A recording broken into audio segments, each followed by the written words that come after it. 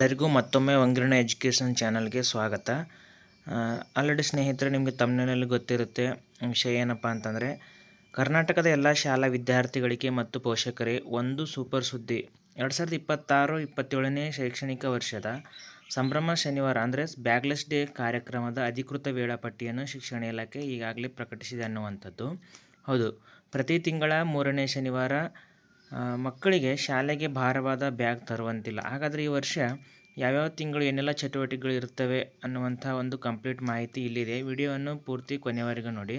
ಸರ್ಕಾರದ ಇತ್ತೀಚಿನ ಸುತ್ತೋಲೆಯ ಪ್ರಕಾರ ವಿದ್ಯಾರ್ಥಿಗಳಲ್ಲಿನ ಬಹುಮುಖಿ ಕೌಶಲ್ಯಗಳನ್ನು ಬೆಳೆಸಲು ಮತ್ತು ಒತ್ತಡರಹಿತವಾದಂತಹ ಕಲಿಕೆಗೆ ಪೂರಕವಾಗಿ 10 ಪ್ರಮುಖ ಮಾಡೆಲ್ಗಳನ್ನು ಸಿದ್ಧಪಡಿಸಲಾಗಿದೆ ಅನ್ನುವಂಥದ್ದು. ಪ್ರತಿ ತಿಂಗಳ 3ನೇ ಶನಿವಾರ ಈ ಕೆಳಗಿನ ವಿಷಯಗಳ ಆಧಾರದ ಮೇಲೆ ಚಟುವಟಿಕೆಗಳು ನಡೆಯಲಿದೆ ಅನ್ನುವಂಥದ್ದು. ನೋಡಿ, ಸುತ್ತಲೂ ಏನಿದೆಯಪ್ಪ ಅಂದರೆ DSRT ಕಡೆಯಿಂದ ಇದು ಒಂದು ಪ್ರಕಟಣೆಯನ್ನು ನೀಡಲಾಗಿದೆ ಅನ್ನುವಂಥದ್ದು. Department of state educational research and training, ರಾಜ್ಯ ಶಿಕ್ಷಣ ಸಂಶೋಧನೆ ಮತ್ತು ತರಬೇತಿ ಇಲಾಖೆ ಅನ್ನುವಂಥದ್ದು. ವಿಷಯ ಏನು ಅಂತಂದರೆ ನೋಡಿ, ಬ್ಯಾಗ್ ರಹಿತ ದಿನ, ಬ್ಯಾಗ್ಲೆಸ್ ಡೇ ಅಂದರೆ ಸಂಭ್ರಮ ಶನಿವಾರ ಉಪಕ್ರಮವನ್ನು 2026 ಮತ್ತು 27ನೇ ಸಾಲಿನಲ್ಲಿ ಶಾಲೆಗಳಲ್ಲಿ ಅನುಷ್ಠಾನಿಸುವ ಕುರಿತು ಅನ್ನುವಂಥದ್ದು. ಮೇಲ್ಕಂಡ ಉಲ್ಲೇಖಿತ ವಿಷಯಗಳಿಗೆ ಸಂಬಂಧಿಸಿದಂತೆ ವಿದ್ಯಾರ್ಥಿಗಳಿಗೆ ಶಾಲಾ ಬ್ಯಾಗ್ ಹೊರೆಯನ್ನು ತಗ್ಗಿಸಲು ಹಾಗೂ ಸಂತಸದಾಯಕ ಕಲಿಕೆಯನ್ನುಂಟು ಮಾಡಲು ರಾಜ್ಯದ ಎಲ್ಲ ಶಾಲೆಗಳಲ್ಲಿ ಪ್ರತಿ ತಿಂಗಳು 1 ಶನಿವಾರದಂದು ಬ್ಯಾಗ್ ರಹಿತ ದಿನವಾಗಿ ಆಚರಿಸುವಂತೆ ಉಲ್ಲೇಖ ಒಂದರಲ್ಲಿ ಆದೇಶಿಸಲಾಗಿದೆ. ಅಂದರೆ ಪ್ರತಿ ತಿಂಗಳ 1 ಶನಿವಾರವನ್ನು ನಾವೇನು ಮಾಡಬೇಕಾಗತ್ತೆ, ಇಲ್ಲಿ ಬ್ಯಾಗ್ಲೆಸ್ ಡೇ ಅನ್ನುವಂಥದ್ದು ಇಲ್ಲಿ ಆಚರಣೆ ಮಾಡಬೇಕನ್ನುವಂಥ ಒಂದು ಹೇಳಿಕೆಯನ್ನು ಈಗಾಗಲೇ DSRT ಏನು ಮಾಡಿದೆಪ್ಪ ಅಂದರೆ ನೀಡಿದೆ ಅನ್ನುವಂಥದ್ದು. ವಿದ್ಯಾರ್ಥಿಗಳನ್ನು ಬಹುಮುಖ ಚಟುವಟಿಕೆಗಳಲ್ಲಿ ತೊಡಗಿಸುವುದರ ಮೂಲಕ ನಾಗರಿಕ ಪ್ರಜ್ಞೆಯನ್ನು ಬೆಳೆಸಲು ವಿವಿಧ ಥೀಮ್ಗಳನ್ನು ಆಧರಿಸಿ ವಿದ್ಯಾರ್ಥಿಗಳಿಗಾಗಿ 10 ಸ್ವಯಂ ವಿವರಣಾತ್ಮಕ ಮಾಡ್ಯೂಲ್ಗಳನ್ನು ಹಾಗೂ ಶಿಕ್ಷಕರಿಗೆ ಮಾರ್ಗದರ್ಶಿ ಕೈಪಿಡಿಯನ್ನು ಸಿದ್ಧಪಡಿಸಲಾಗಿದೆ.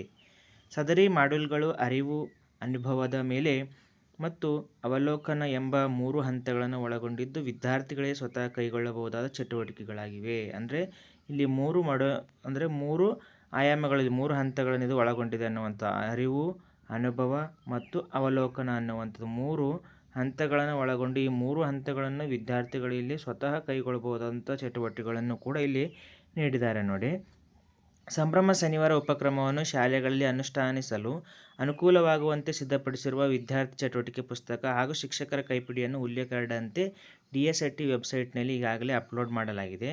ಅವುಗಳನ್ನು ಬಳಸಿಕೊಂಡು ಉಲ್ಲೇಖ 3ರಂತೆ ದಿನಾಂಕ 3/2/2023 ಜ್ಞಾಪನದನ್ವಯ 2022-23ನೇ ಸಾಲಿನಿಂದ ನಿರಂತರವಾಗಿ ಪ್ರತಿ ತಿಂಗಳ 3ನೇ ಶನಿವಾರ ಶಾಲೆಗಳಲ್ಲಿ ಉಪಕ್ರಮವನ್ನು ಅನುಷ್ಠಾನಗೊಳಿಸಲು ತಿಳಿಸಿದೆ. ಮುಂದುವರೆದು ರಾಜ್ಯದ ಉರ್ದು ಶಾಲೆಗಳಲ್ಲಿ ಶನಿವಾರ ಪೂರ್ಣ ದಿನವಾಗಿದ್ದು ಶುಕ್ರವಾರದ ಅರ್ಧ ದಿನ ಶಾಲೆ ನಡೆಯುವುದರಿಂದ ಪ್ರತಿ ತಿಂಗಳ 3ನೇ ಶುಕ್ರವಾರ ಬ್ಯಾಗ್ ರಹಿತ ದಿನವನ್ನಾಗಿ ಆಚರಿಸಲು ಉಲ್ಲೇಖ 3ರ ದಿನಾಂಕ 8/11/2023 ಜ್ಞಾಪನದನ್ವಯ ಕ್ರಮವಹಿಸಲು ತಿಳಿಸಲಾಗಿದೆ. ಅಂದರೆ ಉರ್ದು ಶಾಲೆಗಳಲ್ಲಿ ಏನಾಗಿದೆಯಪ್ಪ ಅಂತಂದರೆ ಪ್ರತಿ ತಿಂಗಳು 3ನೇ ಎಲ್ಲ ಶಾಲೆಗಳಲ್ಲಿ ಶನಿವಾರನೇ ಬ್ಯಾಗ್ಲೆಸ್ ಡೇ ಮಾಡಬೇಕನ್ನುವಂಥ. ಹಾಗಾದರೆ ಉರ್ದು ಶಾಲೆಗಳಲ್ಲಿ ಮಾತ್ರ ಸಂಭ್ರಮ ಶನಿವಾರ ಅನ್ನುವಂಥದ್ದು ಶುಕ್ರವಾರ ದಿನ ಮಾಡಬೇಕು ಅನ್ನುವಂಥ ಒಂದು ಉಲ್ಲೇಖವನ್ನು ಕೂಡ ಇಲ್ಲಿ ನೀಡಿದ್ದಾರೆ. ಯಾಕಪ್ಪ ಅಂತಂದರೆ ಶುಕ್ರವಾರ ಅವರು ನಮಾಜ್ ಒಂದು ಪ್ರಾರ್ಥನಾ ಒಂದು ಇರುವುದರಿಂದ ಅವತ್ತು ಹಾಫ್ ಡೇ ಮಾಡಿ ಶನಿವಾರವನ್ನು ಫುಲ್ ಡೇ ಮಾಡಲಿಕ್ಕೆ ಇಲ್ಲಿ ಸರ್ಕಾರ ಒಂದು ಸುತ್ತೋಲೆಯನ್ನು ಈಗಾಗಲೇ ಹೊರಡಿಸಿದೆ ಅನ್ನುವಂಥದ್ದು. ಹಾಗಾದರೆ ತಿಂಗಳವಾರು ಯಾವೆಲ್ಲ ವಿಷಯಗಳು ಇದ್ದಾವೆ ಅನ್ನುವಂಥ ಒಂದು ಪಟ್ಟಿಯನ್ನು ಕೂಡ ಇಲ್ಲಿ ನೀಡಲಾಗಿದೆ. ನೋಡಿ, ಪಟ್ಟಿ ಏನಿದೆ ಅಂತಂದರೆ ಮೊದಲನೇದಾಗಿ ಜೂನ್ ತಿಂಗಳು.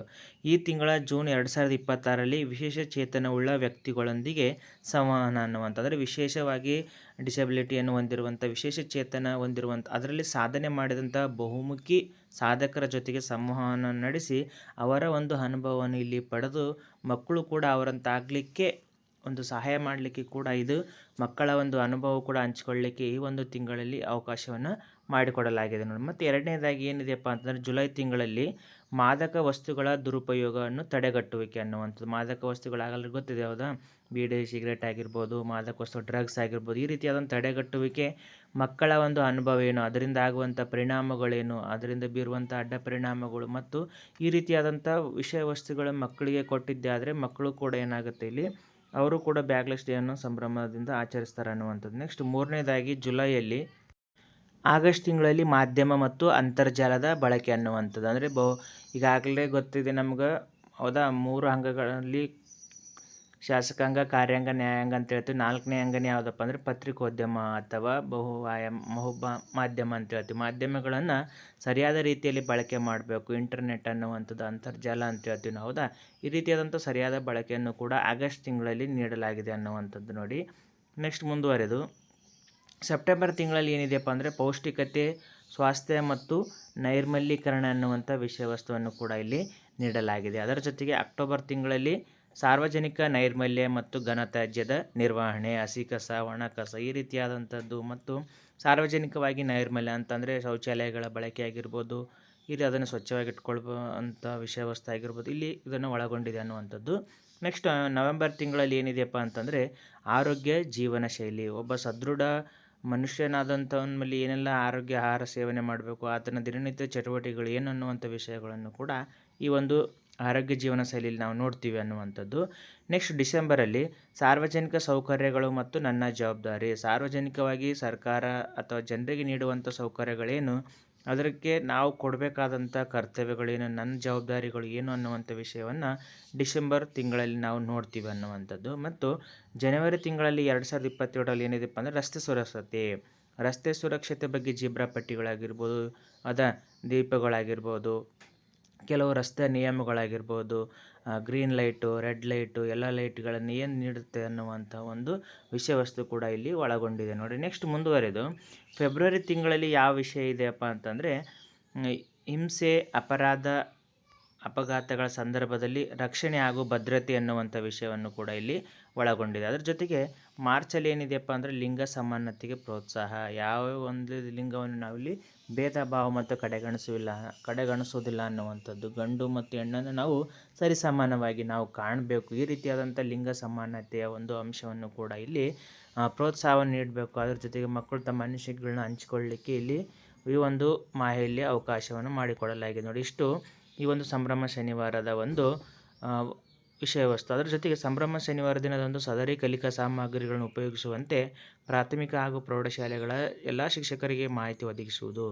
ಈ ಕುರಿತು ಜಿಲ್ಲೆ, ಬ್ಲಾಕ್, ಕ್ಲಸ್ಟರ್ ಮತ್ತು ಶಿಕ್ಷಕರ ಸಭೆಗಳಲ್ಲಿ ಕ್ಷೇತ್ರ ಮಟ್ಟದ ಎಲ್ಲ ಅಧಿಕಾರಿಗಳು ಅಗತ್ಯ ಮಾರ್ಗದರ್ಶನ ನೀಡುವುದು ಹಾಗೂ ಈ ದಿನದಂದು ಕಡ್ಡಾಯವಾಗಿ ಶಾಲೆಗಳಿಗೆ ಭೇಟಿ ನೀಡಿ ಅನುಪಾಲನೆ ಮಾಡುವ ಮೂಲಕ ಉಪಕ್ರಮವನ್ನು ಯಶಸ್ವಿಯಾಗಿ ಅನುಷ್ಠಾನಗೊಳಿಸುವಲ್ಲಿ ಮೇಲುಸ್ತುವಾರಿ ಅಧಿಕಾರಿಗಳಿಗೆ ಮಹತ್ವದ್ದಾಗಿರುತ್ತದೆ. ಅಂದರೆ ಎಲ್ಲ ಒಂದು ತಿಂಗಳುಗಳಲ್ಲಿ ನಾವೇನು ಮಾಡಬೇಕಾಗುತ್ತಪ್ಪ ಅಂತಂದರೆ ಪ್ರತಿ ತಿಂಗಳು ನಾವು 3ನೇ ಶನಿವಾರದಂದು ಸಂಭ್ರಮ ಶನಿವಾರ ಅಂದರೆ ಬ್ಯಾಕ್ಲೆಸ್ ಡೇಯಲ್ಲಿ ಆಚರಣೆ ಮಾಡಲಿಕ್ಕೆ DSRT ಅನುಮತಿಯನ್ನು ನೀಡಿದೆ ಅನ್ನುವಂಥದ್ದು. ಇಷ್ಟಾಗಿತ್ತು ಸಂಭ್ರಮ ಶನಿವಾರದ ಪ್ರಮುಖ ಒಂದು ತಿಂಗಳುಗಳ ಮಾಹವಾರು ಹಂಚಿಕೆ ಅನ್ನುವಂಥದ್ದು. ಮುಂದಿನ ವಿಡಿಯೋದಲ್ಲಿ ಸಿಗೋಣ. ಧನ್ಯವಾದಗಳು.